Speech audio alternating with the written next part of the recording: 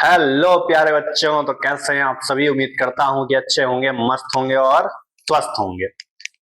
पिछले वीडियो में हमने एक बहुत ही इंपॉर्टेंट डेरिवेशन एक्सियल पोजीशन पर इलेक्ट्रिक फील्ड इंटेंसिटी का किया था, यानी कि अक्षीय स्थिति पर विद्युत क्षेत्र की तीव्रता ज्ञात की थी। आज के इस वीडियो में हम क्या करेंगे, हम ज्ञात करेंगे इक्वेटोरियल पोजीशन पर, यानी कि निरक्षीय स्थिति पर इलेक्ट्रिक फील्ड इंटेंसिटी का जो टर्म है या जो इक्वेशन है वो इक्वेशन हम निकालेंगे। तो उससे पहले हम एक फिगर समझ लेते हैं। ए बी हमारे पास में एक डाइपोल है जिसपे ए पॉइंट पे माइनस क्यू चार्ज और बी पॉइंट पे प्लस क्यू चार्ज रखा है। इन दोनों के बीच की डिस्टेंस कितनी है? 2l मीटर है। ये यहाँ पे 2l लिखा हुआ है। ठीक भाई।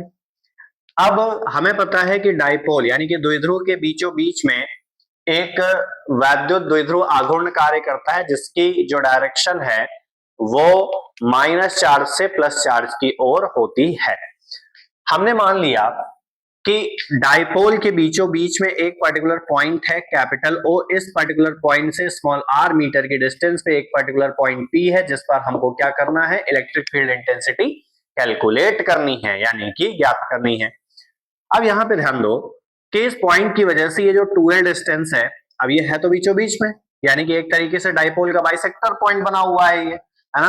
तो बाइसेक्टर पॉइंट है, तो इस 2l को ये हाफ हाफ में क्या कर देगा? बांट देगा कि भैया आधा तुम ले जाओ, आधा तुम ले जाओ, बाकी जो है बचा हुआ हम रख लेते हैं। बचेगा ही नहीं, कुछ तो रखेगा कहां से। तो अब हमें करना है क्या है, ध्यान दो। हमने प्लस क्यू चार्ज की वजह से जाना कि इलेक्ट्रिक फील्ड बनती तो है, हाँ बनती है, लेकिन जो डायरेक्शन होगी वो कहां की ओर होगी? बाहर की तरफ होगी। तो प्लस क्यू चार्ज की वजह से पॉइंट पी पे जो इलेक्ट्रिक फील्ड है उसकी डायरेक्शन आउटवर्ड E1 बोल दिया, और माइनस क्यू चार्ज की वजह से पॉइंट पी पर जो इलेक्ट्रिक फील्ड है वो कहां पर है? अंदर की ओर है, यानी कि E2 है। अब ध्यान दो यहाँ पे कि ये डिस्टेंस स्मॉल है, ये स्मॉल r, ये एक ट्राइंगल बन रहा है। ट्राइंगल ट्राइंगल ट्राइंगल, कौन सा triangle? Right angle triangle, POA और POB, है ना। तो अब यहां से हम कोई भी एक ट्राइंगल पकड़ लेते हैं, दोनों एक जैसे हैं, इनकी शक्ल एक जैसी लग रही है कि नहीं लग रही? बिल्कुल लग रही है। तो पाइथागोरस थ्योरम से हम जानते हैं कि परपेंडिकुलर का स्क्वायर r का स्क्वायर और इस l का स्क्वायर जो है वो हाइपोटेन्यूज के स्क्वायर के बराबर होगा, और हाइपोटेन्यूज से जब तुम स्क्वायर हटाओगे तो क्या मिलेगा तुमको? Under root r square plus l square. ये रिजल्टेंट लेंथ जो है हमको इन दोनों के स्क्वायर और एडिशन से यहाँ पे मिल जाएगी। ठीक भैया, इतना काम हो गया। इसके बारे में लिख लेंगे कि नहीं लिख लेंगे? बिल्कुल लिख लेंगे। मैं लिख करके नहीं दिखा सकता क्योंकि हमें डेरिवेशन करना है। अब यहाँ पे इसको समझते हैं। हम ये बात जानते हैं कि जो कंपोनेंट होते हैं, घटक होते हैं, दो प्रकार के होते हैं। एक होता है परपेंडिकुलर और एक होता है पैरेलल, यानी कि लंबवत घटक और समांतर घटक। यहाँ पे इलेक्ट्रिक फील्ड कितनी है? 2। चार्ज कितने हैं? 2। एक चार्ज की वजह से एक इलेक्ट्रिक फील्ड, है ना, और उस पर्टिकुलर पॉइंट पे उसकी दो डायरेक्शन है। एक है क्या बोलते हैं E1 इंटेंसिटी के साथ में ऊपर की ओर, एक तुम्हारा नीचे की ओर, दोनों परपेंडिकुलर है। और एक पर्टिकुलर लाइन तुम्हारी एक पॉइंट से सीधे जा रही है, ये देखो जा रही है यहाँ पे। तो E1 और E2 की वजह से यहाँ पे भी इसका रिजल्टेंट इलेक्ट्रिक फील्ड होगा। वो क्या होगा? देखो भाई यहाँ पे ये पॉइंट P पे E1 साइन थीटा और E2 साइन थीटा दोनों परपेंडिकुलर कंपोनेंट हैं कि नहीं है? बिल्कुल है। दोनों की डायरेक्शन अलग अलग है। तो यहाँ पे इन दोनों का जो रिजल्ट है वो रिजल्ट यहाँ कैंसल आउट हो जाएगा। ये दोनों एक दूसरे को कैंसल आउट कर देंगे, मतलब इनका कोई काम हमें है नहीं, फालतू है लोग। अब ई की अगर बात करें तो पैरेलल है, तो पैरेलल है तो इंटेंसिटी तो भैया दो ही है। ठीक, एक इसकी वजह से एक इसकी वजह से, तो पैरेलल भी होगी। तो पैरेलल है यहाँ पे, तो इसका रिजल्टेंट कॉस के साथ में लेना है, तो E1 cos theta plus E2 cos theta, ये यहाँ पे क्या बन गया? इसका टोटल इलेक्ट्रिक फील्ड का रिजल्टेंट बन चुका है यहाँ पे। अब हमें डेरिवेशन करना है, चलो डेरिवेशन करो। तो प्लस क्यू चार्ज की वजह से पॉइंट P पे हमारे पास जो इलेक्ट्रिक फील्ड इंटेंसिटी है वो क्या है? E1 लिख लिया। ये किसके बराबर होगी? 1 अपॉन में 4 pi epsilon naught Q upon under root R square plus का L स्क्वायर और इसका होल स्क्वायर। ठीक, अब यहां से अगर हम देखें तो ये क्या है? 1/4 pi epsilon naught Q upon में रूट और स्क्वायर दोनों गायब, बचेगा क्या? R square plus L square.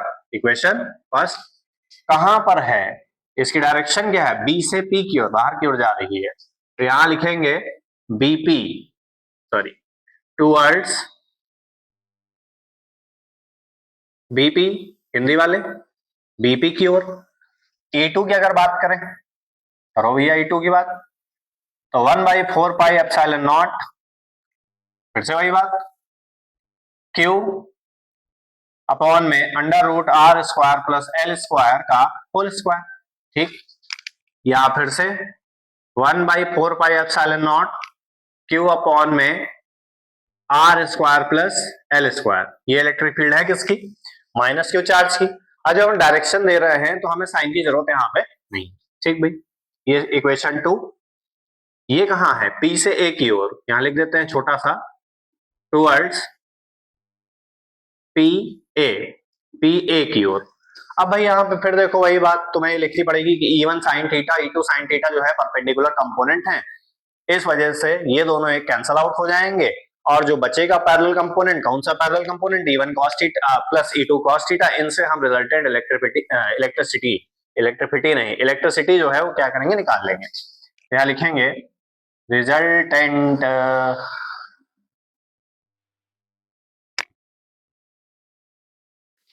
Electric field, electric city जो है बहुत करते हो, इलेक्ट्रिक फील्ड निकालनी है ना, अच्छा मजाक है। तो यहाँ पे क्या बनेगा, E बराबर E1 cos theta plus E2 cos theta, value equate करो फटाफट।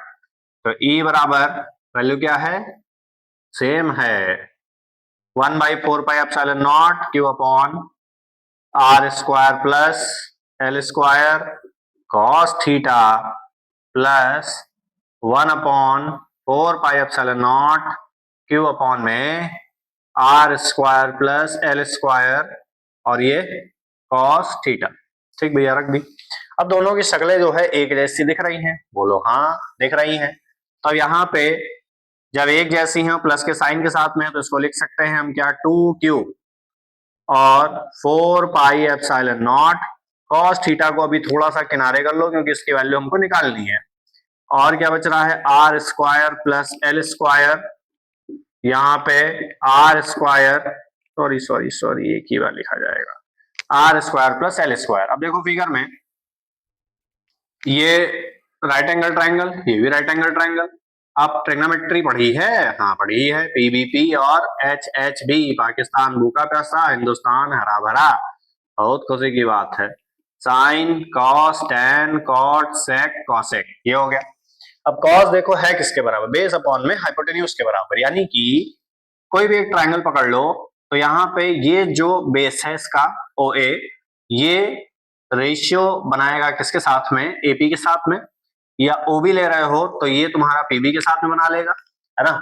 तो यहां लिखेंगे फ्रॉम फिगर क्या हो जाएगा, cos theta is equal to small l upon में √r² प्लस L², क्या बनेगा भाई, L अपॉन में r² प्लस L² की होल पावर 1/2। अब ये वैल्यू उठा करके यहाँ पे इक्वेट करो फटाफट। तो E बराबर 2Q और अपॉन में 4πε0, और cos थीटा की वैल्यू क्या है, पहले ये लिख लेते हैं, r² प्लस L², साथ में cos थीटा की वैल्यू क्या है, L अपॉन में r² प्लस L² की होल पावर 1/2। यहां से इन दोनों का प्रोडक्ट हो जाएगा, 2QL एक साथ एडजस्ट बनेगा क्या, 1 अपॉन में 4πε0, ये 2QL upon r² plus L² और इनटू r² प्लस L² की होल पावर 1/2। तो अब इसकी पावर 1 है, बेस सेम है, पावर जुड़ जाएगी, 3/2 हो जाएगी, है ना। तो यहाँ पे एक स्टेप और नीचे लिख लेते हैं, तो 1/4πε0 2QL upon r² plus L² की होल पावर 3/2, ये बन गया। इसको उड़ाओ यहां से, चलो फुटाओ, तुम्हारा काम खत्म।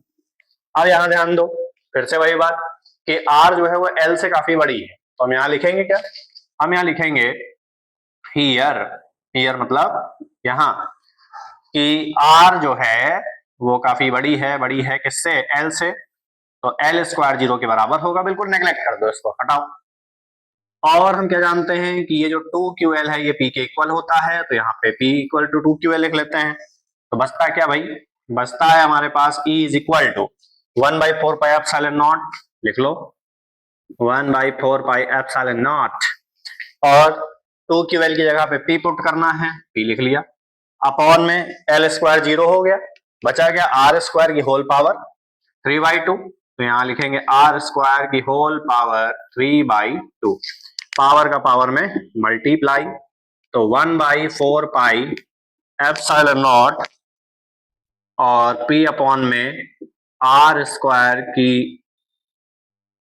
पावर जो है 3/2, इसका मल्टीप्लाई हो जाएगा, तो E is equal to 1/4 pi epsilon naught, 2 से 2 कट गया, बचा कितना, P अपॉन में R क्यूब, और इसका यूनिट है न्यूटन पर कूलम। राइटिंग थोड़ी गंदी है, काम चला लो।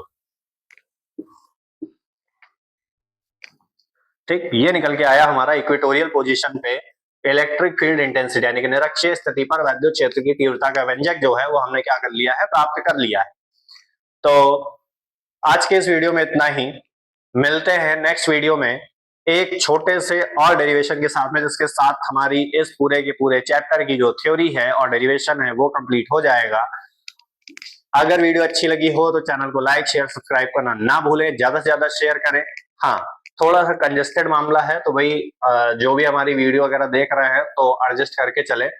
हालांकि हर एक पॉइंट जो है वो बताया जा रहा है कि किस तरीके से थ्योरी आपको लिखनी है, किस पर्टिकुलर पॉइंट पे आपको क्या लिखना है, तो वो सब चीजें मैनेज हो जाती हैं। हमारी कोशिश ये रहती है कि भाई कोई डेरिवेशन का जो कोई पॉइंट है वो पॉइंट यहाँ पे ना छूटने पाए, वो बकायदा एक एक स्टेप जो है बताया जाए।